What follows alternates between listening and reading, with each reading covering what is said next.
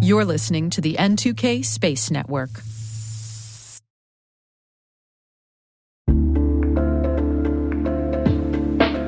And now, a word from our sponsor, SpyCloud, the cybercrime analytics leader.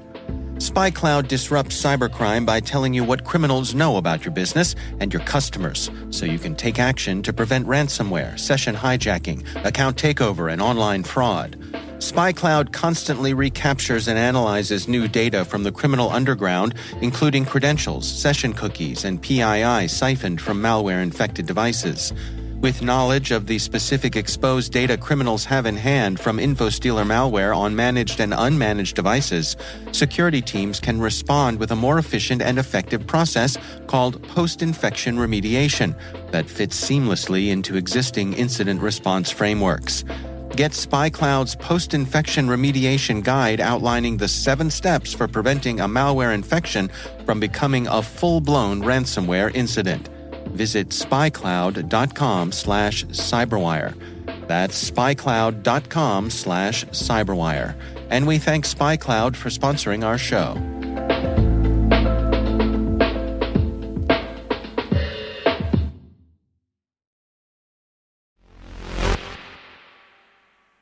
Today's show has a lot of big deals. Financial deals mainly, contract announcements from NOAA and NASA, as well as agreements from World Satellite Business Week in Paris.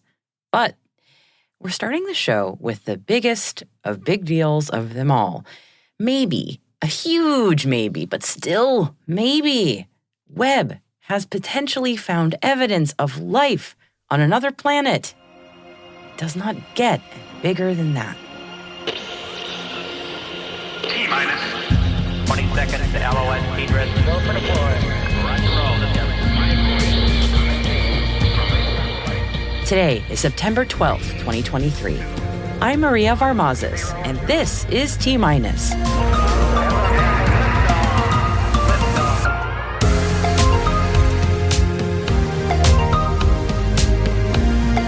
The James Webb Space Telescope finds potential signs of life in the universe. Firefly Aerospace awarded a NOAA GeoXO sounder contract. Firefly Aerospace to provide radio frequency calibration services from lunar orbit for NASA. And our guest today is Sassie Duggleby, co-founder and CEO of Venus Aerospace, on the future of hypersonic space travel. All this and more. Stay with us.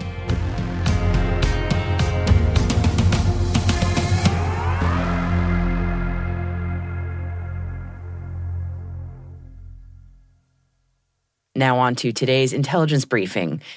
While most of us are understandably really awed by the incredible pictures from the James Webb Space Telescope, astronomers were a lot more jazzed about Webb's spectroscopy capabilities. They don't make for splashy photos of nebulae. Instead, you get a data chart plotting molecules present in a planet's atmosphere. That sweet, sweet data is a bit harder for the general public to parse, admittedly, but the information they unveil about exoplanets is mind-blowing.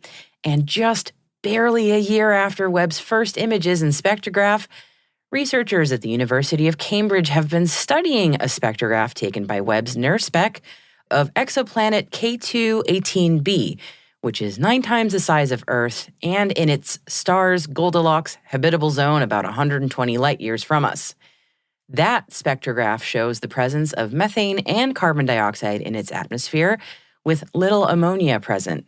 And those are promising signs of a water ocean underneath its atmosphere. But more importantly, if not most importantly, and here's that giant maybe, it seems that Webb has also detected the molecule dimethyl sulfide, or DMS, in the atmosphere as well. And that molecule, when found on Earth, is only produced by life. Specifically, it's emitted by phytoplankton. So this is understandably a massive potential discovery here if the data can be validated. So Webb's going to take some closer looks at K2-18b with its MIRI instrument to see how much DMS is actually there, if any at all. Unlike Earth, this exoplanet is believed to be covered in an ocean and not rocky at all, So while the data seems to confirm the presence of some kind of ocean, keep in mind it could still be too hot to support life. And if DMS is present, it is going to take at least another year to confirm all of this, so hang tight, everybody. One of Webb's missions is to help us understand if there is life on other worlds, and it is truly stunning to think only a year into its work we may be closer to a real answer there. Just wow. And now, onto some NASA contract news, and we'll start with Ball Aerospace, who has been awarded a contract to deliver a sounder for the National Oceanic and Atmospheric Administration's Geostationary Extended Observations Satellite Program, also known as GeoXO. Although the contract amount was not released by Ball, it is reported to be worth over $480 million. GeoXO will collect data on weather patterns and ocean color, replacing and expanding on NOAA's current Geostationary Operational Environmental Satellite R series. The Ball-built GeoXO sounder, known as GXS, will provide 3D profiles of the atmosphere over North America to enhance numerical weather prediction models. Once launched, GXS will be the first hyperspectral infrared sounder flown by the U.S. in geostationary orbit. Next up for Deals News, we have Firefly Aerospace, who has been awarded an $18 million NASA Commercial Lunar Payload Services contract to provide radio frequency calibration services from lunar orbit. The contract is part of Firefly's Blue Ghost Mission 2, which will be the company's second mission to the moon in 2026. This contract marks Firefly's third commercial lunar payload services task order, totaling nearly $230 million to date. And some announcements out of World Satellite Business Week in Paris now. And Luxembourg-based satellite company Intelsat has signed a memorandum of understanding with US-based Illyria. The MOU framework will see the use of Illyria's technologies to offer secure and ultra-fast ground space connectivity for government and commercial customers. When operational in 2024, Illyria will deliver massive data files in real time, as well as backup networks, which are running short of capacity or compromised. And Arianespace has also signed a contract with Intelsat to launch the IS-45 payload with Ariane 6. IS-45 is expected to launch on the rocket no earlier than 2026. And Axiom Space today announced the crew for its Axiom Mission 3, or AX-3, to the International Space Station. This is the first all-European commercial astronaut mission to launch to the ISS, and it's expected to lift off no earlier than January 2024. Astronauts from 3 countries, Italy, Turkey, and Sweden, through the European Space Agency, will unite for AX-3, along with Axiom Space's chief astronaut and commander, Michael Lopez Alegria, representing both the U.S. and Spain as a dual citizen. Over at the DSEI conference in London, and Northrop Grumman UK has announced a partnership to advance Wales-based Spaceforge's in-space manufacturing capabilities. Spaceforge CEO Josh Western says this collaboration brings together the expertise and innovation of both the UK and US space industries, and we believe it will be a game changer in unlocking the tremendous potential of space-based manufacturing. By developing advanced semiconductor materials in the unique environment of space, we aim to revolutionize the global semiconductor market and support its rapid growth, ultimately driving new advancements in technology and the economy. All the best to them. U.S. President Joe Biden met with India's Prime Minister and the leaders at the India Space Research Organization late last week. During the meeting, the 2 leaders pledged to cooperate on several ambitious space projects. The 2 nations are also developing a strategic framework for human spaceflight cooperation by the end of this year. And capitalizing on this relationship is U.S.-based company Space VIP, which will be offering to broker spaceflight deals to India-based customers starting next month. And staying in Asia, Thaicom has placed an order for a new software-defined satellite from Airbus, based on the OneSat product line. Thaicom's subsidiary, Space Tech Innovation Limited, signed a contract with Airbus Space Systems to design and manufacture its new satellite, as well as provide ground control segment components. The satellite will provide extended connectivity in the Ku band over the Asia-Pacific region for Thaicom's customers and partners. The financial terms of the agreement were not disclosed with the announcement, and the satellite is planned for delivery in 2027.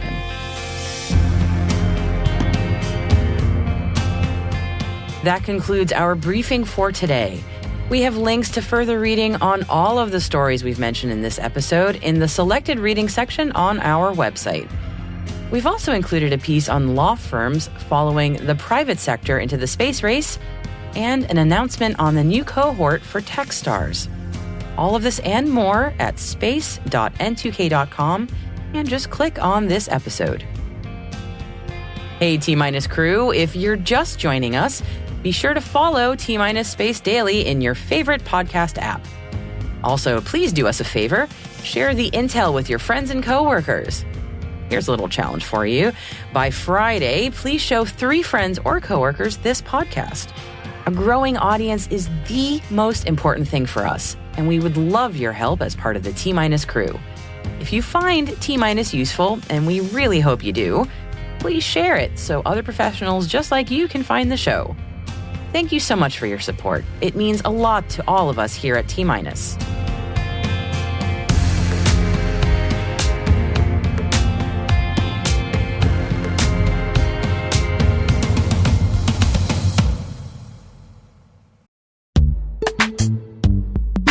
This episode is brought to you by Palo Alto Networks, the leader in cybersecurity.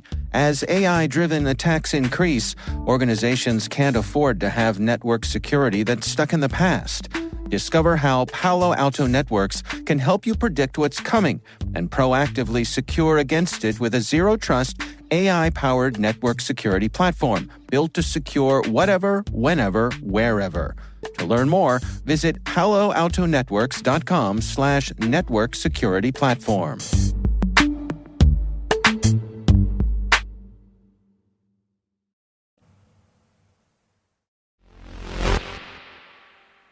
Our guest today is Sassie Duggleby, co-founder and CEO of Venus Aerospace. To set the context for our discussion, Sassie first told me about the mission of Venus. So we're using a next-generation rocket engine. It's called a rotating detonation rocket engine that finally unlocks the hypersonic economy. So our ultimate goal at Venus is to build a passenger transport vehicle that would be capable of kind of 1-hour global travel. So you could take off from San Francisco and land in Tokyo an hour later. Or, we're in Houston, so take off from Houston, land in London in an hour. That's our long-term vision. The more near-term opportunities is using hypersonics for the Department of Defense, both kind of in testing and then ultimately kind of some hypersonic drones, hypersonic vehicles. Our large vision, our, kind of big goal that we're chasing is kind of point-to-point hypersonic travel. So amped about the potential for point-to-point. I'll get to that in a second, but I would love to know about sort of the genesis of Venus. Like, what was the cool discussion that brought this all about? Like, there has to be a cool origin story there. Yeah, absolutely. So prior to starting Venus, my husband and I, which we actually co-founded the company together. So he's the PhD rocket scientist, and I have an engineering undergrad and then an MBA. And he was a mechanical engineering professor for about a decade. We owned a company together, kind of built and scaled that, and then moved to Southern California to work for Virgin Orbit, where we were launching rockets off the wing of a 747. And then Andrew is also in the United States Navy Reserves. In the Navy capacity, he's called an engineering duty officer, and he does ship repair. And 2018 was a really bad year for the Navy, and they had more ships that they needed repaired than they could get back to the United States. So he actually got called up, and we deployed to Japan. And so we pulled our daughters out of school. We have 2 kids, pulled our kids out of school, moved to Japan. And it was actually living in Japan that we had the idea for Venus. It was a Sunday afternoon. We were sitting out kind of on our balcony overlooking Tokyo Bay and talking about that it's 13 hours to get home and just how big the world really is. I mean, we had traveled internationally, but we had never lived overseas. And it was literally that Sunday afternoon, Andrew said, well, there's this new rocket engine coming down the pipeline that he had been watching both as a professor and then at Virgin Orbit. And he said, I think if this rocket engine's ever proven, he said, we could put it on a plane and we could be home in an hour. And so that was the moment. I actually laughed at him if I look back.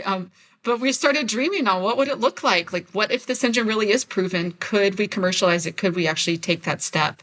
So fast forward, it was proven at a university kind of at the academic level in 2019. And so we kind of incorporated the company. I started figuring out how do you raise venture capital. And then as soon as we got Virgin Orbit to the first launch, which was June 2020, we quit our jobs, and it was the middle of COVID. And, our kids were home from school and started fundraising and really digging in and saying, we think we have something here and we really need to go pursue this.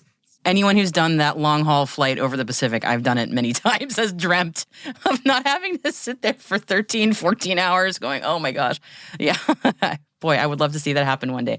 So many companies are sort of trying to tackle hyperspace in some capacity. I would love to know how Venus is like, what's your differentiator? What are you guys doing in your approach? Yeah, so at the end of the day, it comes down to our rocket engine. So the detonation engine is just more efficient than a regular rocket engine. The engines that, we sent Apollo to the moon with 50 years ago are pretty close to what we're using now for modern rocket technology. And so this is an entirely change in rocketry. So anytime you detonate a propellant, you get more energy out of it than you would of a slower burn deflagration.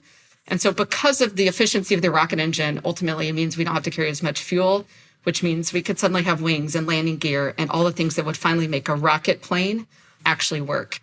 And so at the end of the day, it all comes down to this rocket engine that we're commercializing.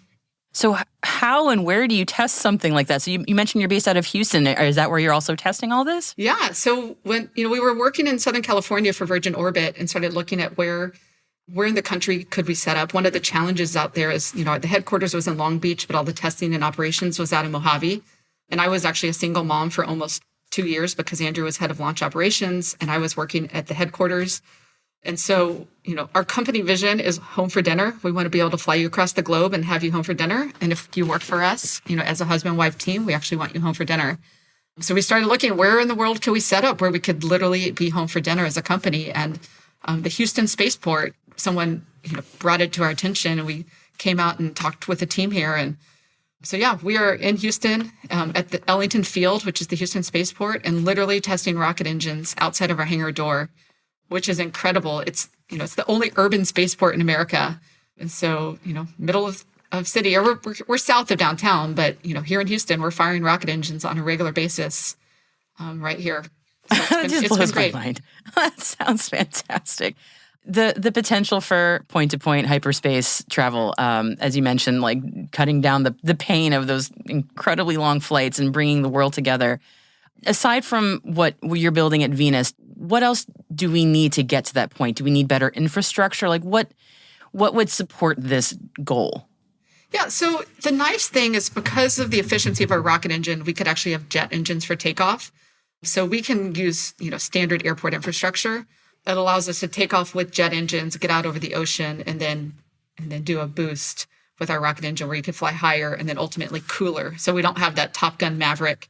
So a lot of times you'll have materials challenges. So you'll need, an airframe that wouldn't melt or that can handle really high temperatures. But because we're a rocket, we can go higher and don't have that skin friction in our vehicle. We will have to stand up with the fuel. Being a rocket, we carry our fuel and an oxidizer. And so at airports, not only would you have jet fuel to fuel, like right now, we're also using hydrogen peroxide. So we would have to stand up an infrastructure at airports for hydrogen peroxide fueling. The nice thing is there's a military spec for high test peroxide. There's also integration into the airspace. So we've been working with the FAA on, that's actually this last year, I've spent a lot of time in Washington, D.C. because it's the FAA reauthorization. And so how do we integrate high-speed planes into the ecosystem? Right. Yes, we're far off in terms of when we actually will be flying, but we've actually asked the FAA to start looking at how do you integrate, how do we work with the airspace and that sort of thing. Yeah, that's sort of the question that comes to my mind is how does that look? Do you have a sense of that yet, or is it still sort of in the process? Yeah, so right now, you can't legally fly supersonic over land, right? There's sonic booms, and so that's why our initial why is that? Yeah, our initial flights all we'll often say Pacific over the Pacific, so that it's over the ocean. So there's going to be different challenges coming down the pipeline. One of the things that Venus has been looking at is we're actually repeating kind of what the space shuttle did, right? So the space shuttle would come out of orbit and then it would slow down and it would just glide from Japan to the United States in 45 minutes. But when it flew overhead in, Kansas, say, nobody in Kansas was looking up and saying, what was that? It wasn't till it got lower. And so one of our asks with the FAA reauthorization is, give us an altitude at which you can fly, at which you can't hear a sonic boom. And so, that could actually unlock, where you could take off over the Pacific and then get up high across the United States and cut back down on the Atlantic. You're at a fascinating point right now, and I look forward to seeing how things develop. And I'm curious, you have a fantastic long-term goal. What are you looking for in the next year or two? What are you looking to achieve?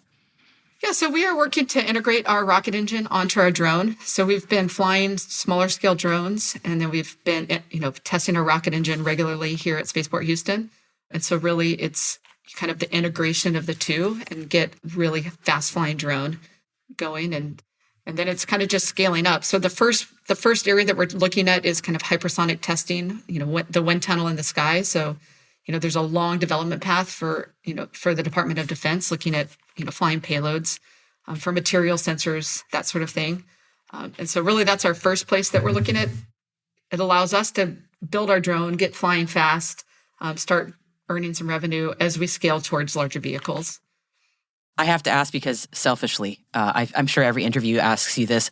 When do you think passenger point-to-point hypersonic travel is going to be an actual reality? Like, when can I board a plane from Boston to Tokyo and not have it take more than half a day? So from the beginning, we've always said no sooner than 2030, and that assumes the right amount of capitalization, that we can pass through regulatory issues. And so we know that it's still a long journey for us, but we're continuing to just, buy down that risk one little piece at a time and get things flying and get things moving. And it's honestly, it's the adventure of a lifetime.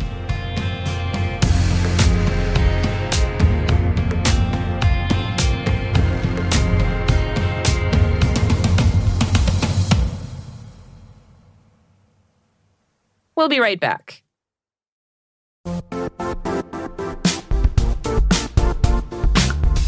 Now, a word from our sponsor, the Johns Hopkins University Information Security Institute, currently seeking qualified applicants for its innovative Master of Science in Security Informatics degree program. Study alongside world-class interdisciplinary experts and gain unparalleled educational, research, and professional experience in information security and assurance. Interested U.S. citizens should consider the National Science Foundation's CyberCore Scholarship for Service program, which covers tuition and a $6,000 annual professional development allowance, as well as providing a $37,000 additional annual stipend. Apply for the scholarship and the fall semester by March 1st. Learn more at cs.jhu.edu/MSSI.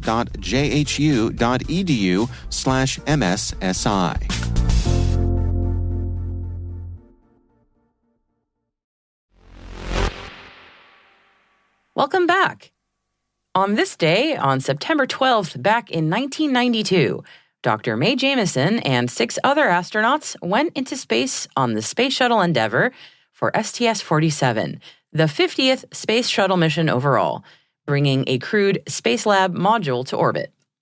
The team made 127 orbits around the Earth and returned to the Kennedy Space Center in Florida on September 20th, 1992. This voyage also made Dr. Jemison the first African-American woman in space. Now, every astronaut is pretty darn extraordinary, and Dr. Jemison is no exception.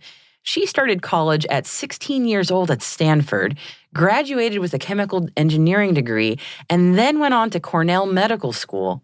She then served as a medical officer in the Peace Corps before opening her own private medical practice. She was inspired to apply to become a NASA astronaut after seeing Sally Ride's own flight in 1983. After her work on Endeavour, Dr. Jemison made a pop culture first by becoming the first real astronaut to appear on Star Trek, as you probably heard me mention a few days ago. And today, she's leading the very real effort to get humanity to emerge from our cradle here on Earth and journey into the cosmos as the principal of the 100-year Starship project.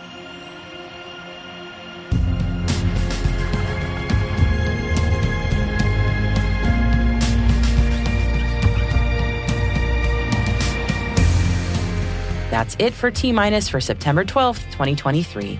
For additional resources from today's report, Check out our show notes at space.n2k.com. We're privileged that N2K and podcasts like T- are part of the daily routine of many of the most influential leaders and operators in the public and private sector, from the Fortune 500 to many of the world's preeminent intelligence and law enforcement agencies. This episode was produced by Alice Carruth, mixing by Elliot Peltzman and Trey Hester, with original music and sound design by Elliot Peltzman. Our executive producer is Brandon Karpf. Our chief intelligence officer is Eric Tillman. And I'm Maria Varmazes. Thanks for listening. We'll see you tomorrow.